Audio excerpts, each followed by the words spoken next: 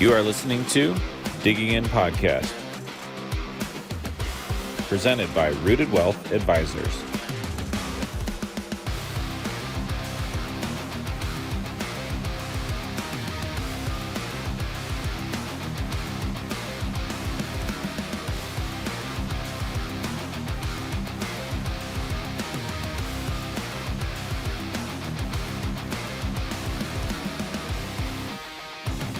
Hey everybody, and welcome into another episode of the Digging In Podcast. I'm your host, Kincho Kelly, helping you get those questions answered to and through retirement. Sorry about that little fumble. I'm joined today by our resident White Sox fan and smart guy extraordinaire, Mr. Jackson Sheputis.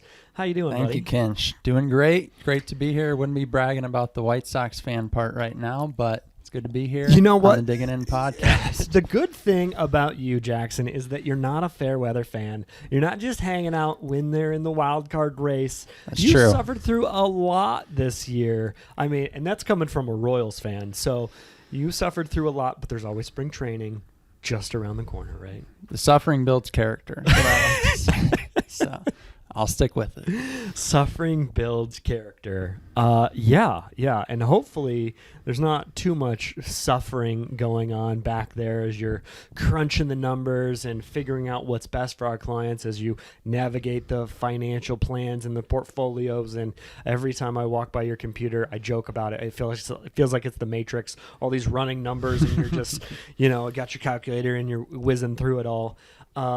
But a couple weeks ago when we talked about recording more episodes of the podcast, you said, hey, Kinch, there's something that I feel like our clients need to know about. And I was like, sure, let's talk about it. And you told me about it. I even wrote it down wrong. So I'm gonna reference my notes here. Jackson, you said you wanted to talk about the IMRF. So let's talk high level because I don't even know what those letters stand for. Sure, yeah, we can get into it. IMRF stands for the Illinois Municipal Retirement Fund. So in case you're not familiar at all, what it is it's a defined benefit pension plan that's available for employees of Illinois local governments and school districts. So the reason that this came to my attention is as I'm putting together financial plans for a lot of our clients, I noticed some patterns, some things that come up pretty often, and it occurred to me that this was something that came up again and again, and not only did it come up, but there were always questions from our clients of how does this work, what kind of benefit should I expect to be receiving from this, is there anything that I need to know that I'm not aware of? And so I went ahead and did some research on the rules, the requirements, how the benefits actually accrue and then get paid out. And so I think that this information is really helpful to anybody who either is in IMRF now or has been in the past. Great. So it sounds like this will be a podcast to bookmark and that we can share with people, with clients or prospects who have questions about the IMRF. Now, we have clients all over the country and internationally. We're getting a lot more people that call multiple states home, but you really felt like this is something that we see because we have so many offices in Illinois and that's where our home base is, that you felt like this is something that certainly needed to be addressed sooner rather than later. Right. It is an Illinois specific thing. Most other states, though, do have a pension program similar to this, and even within Illinois, there's multiple pension systems. You may be familiar with TRS, or SERS if you work for one of the state universities like U of I or Illinois State, or the Chicago teachers pension system as well. And the one thing to note on those is that all those are, they're called reciprocal systems with IMRF. So even though their benefits are different and the way that they get paid out and the way that they accrue are all different, the time that you spend working for one of those systems carries over to the other. So, for example, if you worked for one of the state universities and you were in SERS for 5 years and then you went and worked at a local elementary school for another 5 years, that would still count as 10 years of service time.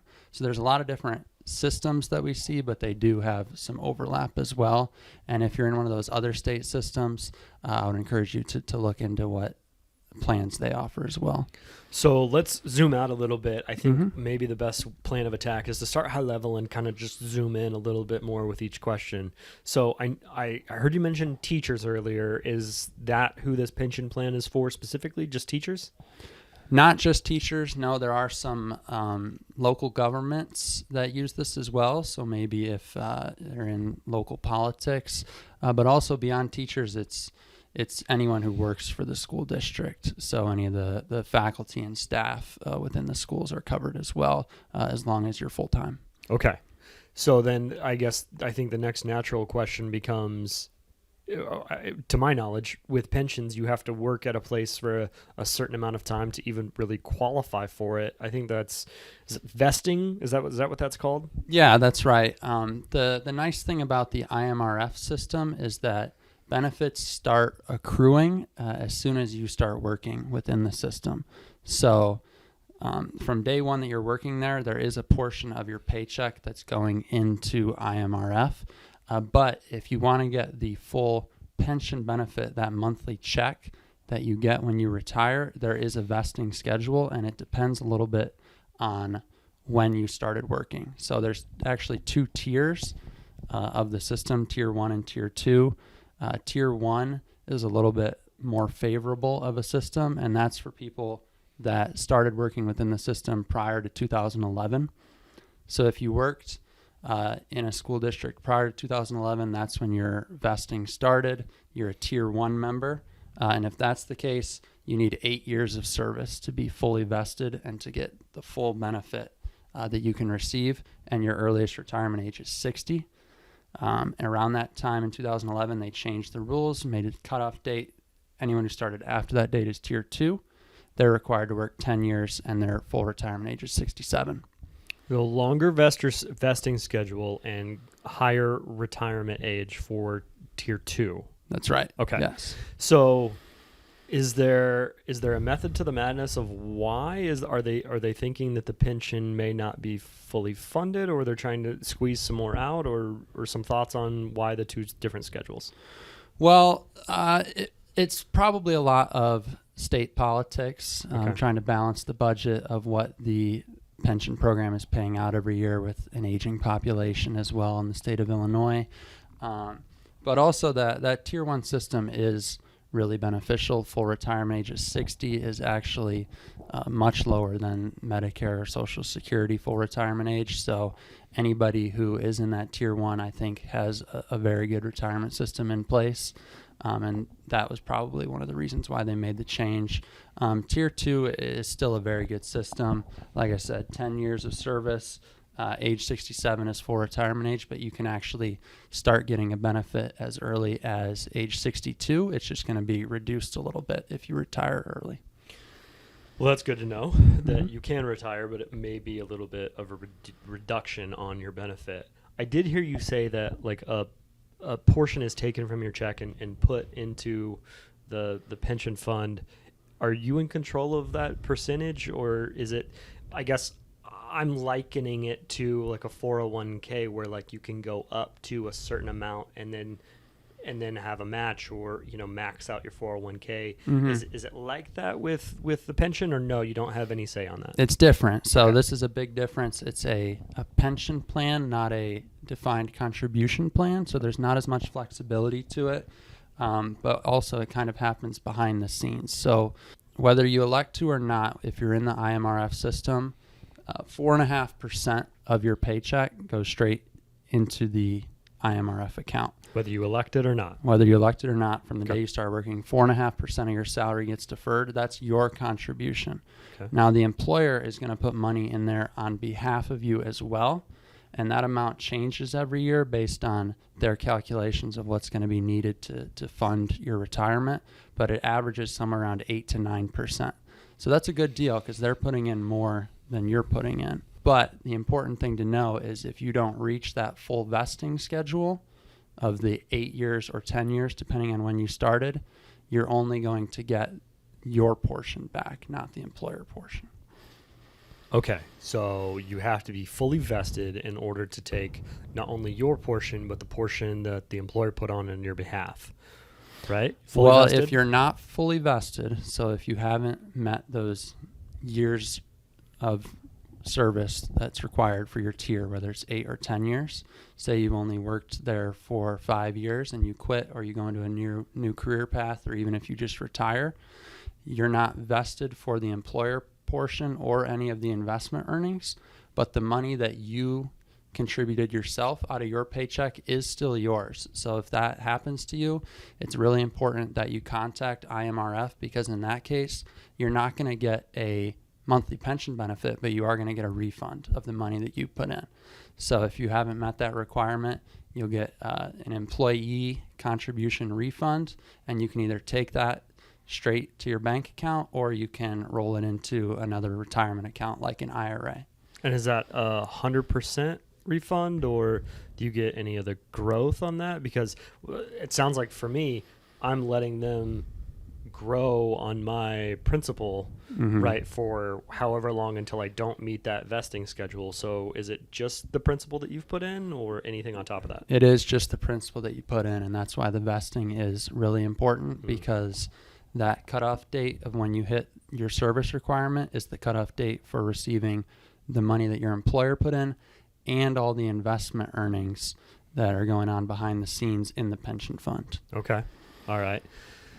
Well, that's good to know. That's good to know. What else do we need to know about IMRF? I think it's really important for anyone who's in the system to be checking their statements that they receive in the mail. Make sure that they're tracking their service time, especially if you're not sure if you're going to hit that 10-year service requirement. Anybody who started in the last decade or so is tier 2, so they're in the 10-year service requirement. And if you're looking at retiring and you're going to be on that cutoff date, it makes a really big difference whether or not you hit the 10 years. Another thing to note is that if you are retired and you're receiving a monthly benefit, there is going to be an annual increase to that, which is a little bit different based on tier 1 and tier 2 as well. If you're tier 1, it's going to be 3% every year, and that's a little more consistent. If you're tier 2, it's based on inflation, and it's likely going to be a little bit less than that 3%, but you're still going to get an increase every year to help fight inflation. So that's really nice as well. Hey, I think I know this one. Is that called a COLA? That is called a COLA, Yeah! cost of living adjustments. Hey, see, I'm learning That's a about great these thing to pensions. have in any pension system, even if you're not an IMRF and you've made it this far into the video and you have a different kind of pension. Look into seeing if that has a cost of living adjustment, because it makes a huge difference as you look at retirement life expectancies of 20, 30, 40 years. See, I listen when you talk. You've helped me learn some things, right? I hope so. What else? So we've kind of discussed what the IMRF, I have to say the initials so slow so I don't mess it up. We've learned what it is. We learned who contributes to it, how much they contribute, their vesting schedule, when they can take it. What else am I missing from the IMRF? I think we've covered a lot of it. One last thing that I do want to throw in, though, if you are in the IMRF system and you're getting ready to retire, one little neat feature that they do have is any unused benefits like paid time off or sick leave can be added to your service time. So your benefit, the way that it's calculated, is based on your average salary and how long you've worked in the system. And if you have unused time off, that can add on months of service time if you've accrued that over many years. So definitely talk to someone within IMRF about what that benefit's going to look like. And if you have that unused time off, make sure to bring that up as well. I am certainly glad that Rooted has a smart guy like you combing through all the data, digging into all the pension fine print and disclosures and finding out all these cool things. If you want to talk to Jackson or any other financial advisor on our team, not only about your IMRF, but about your financial plan in its entirety, or take a look at how your IMRF might affect other ways your retirement plays out, go ahead and give our office a call. It's 815-918-4727, and we'll make sure that you get with somebody that's just as smart as Jackson. That'll do it for today's episode. Until next time, keep digging in.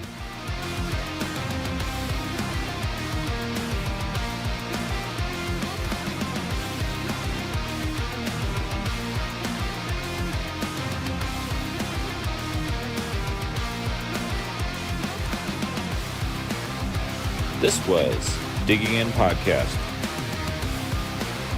presented by Rooted Wealth Advisors.